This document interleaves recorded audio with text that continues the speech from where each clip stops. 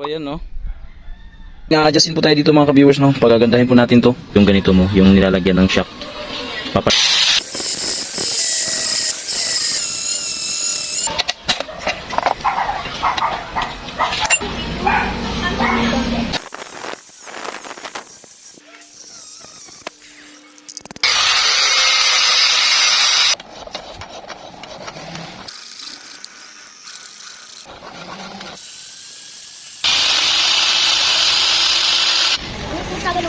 Hindi pantay na mga ka-viewers. Tatantayin natin yan para iwas dulas.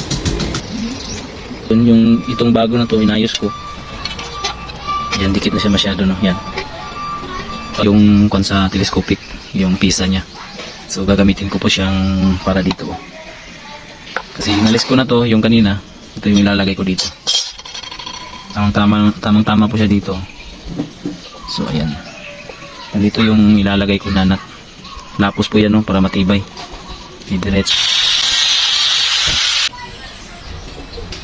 So, okay na siya, no?